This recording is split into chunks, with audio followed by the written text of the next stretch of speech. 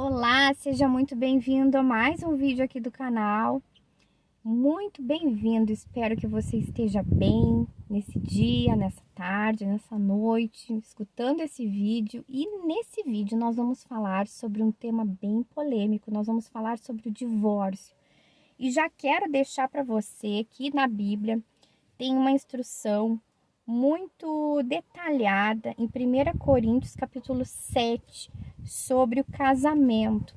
Então, assim, talvez você já me acompanhe há um tempo e já percebeu que aqui no canal eu sempre falo muito a favor do casamento, a favor da gente lutar pelo casamento, né? Porque o que acontece? Às vezes a gente pensa no divórcio por causa de picuinhas da relação, coisas ali, né, que destoam da convivência, nada muito grave, mas ajustes mesmo do relacionamento. E nesses momentos, nessas situações, às vezes, quando a coisa já vai se acumulando, os problemas vão se acumulando, aí a gente pensa em cada um para um lado. E isso é muito triste, né? Desmanchar toda uma relação por causa de picuinhas, por coisas que a gente às vezes não tem até uma capacidade, uma maturidade para ir resolvendo na relação. Eu falo por experiência própria, porque isso já aconteceu comigo. Eu sou casada há 17 anos e já muitas vezes o meu casamento já teve situações assim, né? Que assim, por bobagens, coisas assim que a gente não sabia como lidar. Aí já se desentendia, né? E aí a gente tem que ir lá e batalhar pela relação e pensar assim, não, eu não aceito isso, eu quero manter meu relacionamento, né? Eu quero ir ajustando as coisas. E a gente tem que dobrar o joelho, pedir para o Senhor nos dar discernimento, sabedoria, né? Para conduzir todas as coisas.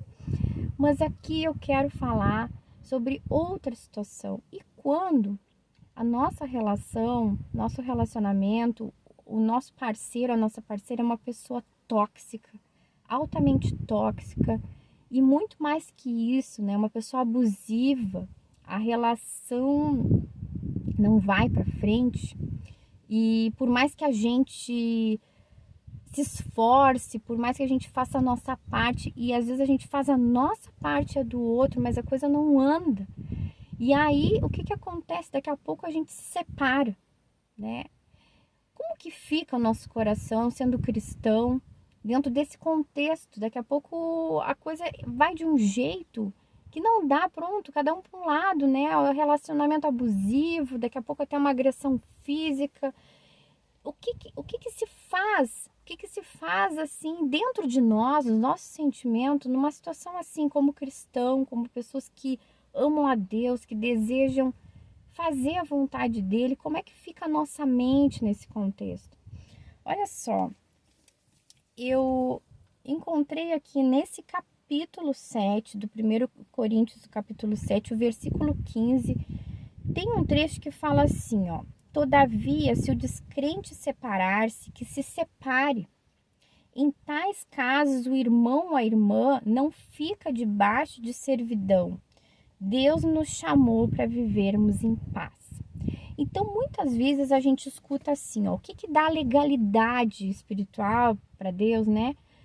Em relação ao divórcio, em relação a uma separação, né? Física aí do cônjuge. A traição e a morte, né? Até que a morte o separe. Mas olha só que ponto interessante na palavra que diz assim, ó: se o descrente separar-se, que se separe. Em tais casos, o irmão ou a irmã não fica debaixo de servidão. E olha só que maravilhoso e libertador se você é uma pessoa que carrega culpa porque a sua relação não deu certo. Porque você fez o que podia ali por aquela relação, mas chegou num ponto que não deu mais. E não dependeu de você, você fez tudo o que podia para manter o relacionamento, acreditando na mudança daquela pessoa, né? Orando por aquela pessoa e não deu. Deus nos chamou para vivermos em paz. Então a gente precisa também, né? Agora eu gravei um vídeo sobre o perdão e esse vídeo também fala sobre o perdão, sobre a gente aprender a não se culpar, se perdoar.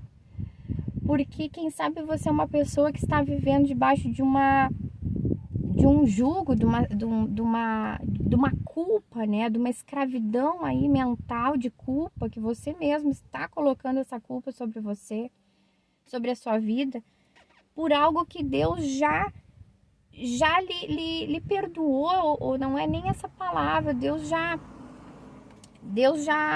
falou assim, olha, Deus nos chamou para vivermos em paz, né? Deus já colocou isso na sua palavra, Deus nos chamou para vivermos em paz. E aqui é se o descrente, então, uma pessoa que abusa de outra, provavelmente ela não é uma pessoa crente. Uma pessoa que ama a Deus, ela vai procurar endireitar os seus caminhos, se arrepender dos seus pecados, né? Buscando santificação na presença do Senhor. Então, essa pessoa pode até dizer da boca para fora, eu creio em Deus, eu vou na igreja, eu busco a Deus, mas ela é um crente de fato se ela busca mudar suas atitudes. Agora, se essa pessoa foi uma pessoa abusiva com você, né? Lhe maltratou, não respeitou o relacionamento, não batalhou pela relação. É óbvio que quando os dois não querem, quando os dois não se unem para lutar pelo casamento, a coisa não tem como, fica insustentável, não tem como avançar. Uma pessoa só não consegue lutar pela relação, né? O mínimo, quando uma pessoa quer realmente que dê certo, é sentar e conversar e dizer, olha, esse ponto tem que melhorar, e os dois irem ajustando as coisas, os dois irem modificando. Agora, se a pessoa, você falou, olha, essa atitude não me agrada, não tá boa, acho que não tá certo. Por exemplo, vamos pôr um exemplo. Daqui a pouco, no casamento, o seu marido era um usuário de droga. E você várias vezes disse, olha, isso aqui pra mim não serve, não tá bom, né? Por vários motivos. Vamos por motivos práticos. Olha, está se gastando muito com isso. Não faz bem para a saúde. Eu quero formar uma família. Isso não tem nada a ver com dar bons exemplos para os filhos. Não quero mais essa atitude. Se tu quiser continuar comigo, eu estou me sentindo desrespeitada com essa situação. Quer continuar comigo, a gente tem que mudar essa postura. Isso não tem nada a ver com a família, né, que eu quero construir para mim. E essa pessoa não tá nem aí, continua fazendo festa, continua usando droga, continua, né, enfim, tendo uma atitude que não condiz com uma vida familiar. Você falou para essa pessoa, né? Então, se essa pessoa não tá nem aí, não tá buscando melhorar a relação, é óbvio que o relacionamento vai ruir, não vai dar certo. Porque tem coisas que depende dos dois, não depende só de um. Os dois têm a responsabilidade de ir mudando e ajustando, né? E aqui a palavra do Senhor, eu não quero em hipótese alguma, eu tenho muito temor em relação a isso, até porque eu já coloquei aqui no canal que eu não sou formada em teologia, eu faço essas reflexões que Deus coloca no meu coração, também coisas que compartilho experiências minhas pessoais. Eu não quero distorcer a palavra do Senhor, a gente precisa muito orar sobre isso, mas o que eu entendo aqui, que uma pessoa que não tem uma postura que agrada a Deus, ela não é uma pessoa crente, né? É uma pessoa que está buscando por isso, buscando a destruição da família. Então, Deus nos dá, Deus não nos cobre em relação a isso, né? Se a relação não deu certo, se houve o divórcio, eu acredito que Deus não nos cobre em relação a isso, porque a palavra diz, ó, se o descrente separar-se, que se separe. Em tais casos, o irmão ou a irmã não fica debaixo de servidão. Deus nos chamou para vivermos em paz. Então a gente precisa, né? A gente precisa também se perdoar, né? Se você teve essa situação na sua vida, não deu certo a relação, você lutou, fez tudo que pôde pelo casamento e não deu certo. A gente precisa se perdoar. E outra situação também, daqui a pouco não foi um caso de relação abusiva, foi que vocês se separaram, né? Olha, depois que a gente conhece a Jesus, a gente aceita Jesus, é vida nova. A gente tem que passou, o que ficou para trás foi e vida nova. Então, se a gente tomou más decisões no passado, a gente tem que colocar uma pedra, deu, né, que sirva de experiência, que sirva de aprendizado, né, que sirva para alertar outras pessoas e deu, bola para frente. Porque senão a nossa vida não avança. A gente fica sempre assim, né, voltando com a culpa, voltando e se culpando. A gente precisa se perdoar, se amar, não ficar questionando as coisas, dizendo, se eu tivesse feito tal. O passado passou. Passado passou. O que temos é o presente. Presente dado por Deus o hoje. E a gente tem que semear coisas boas para colhermos lá na frente frutos diferentes, né? Isso aqui também eu pontuei no vídeo anterior.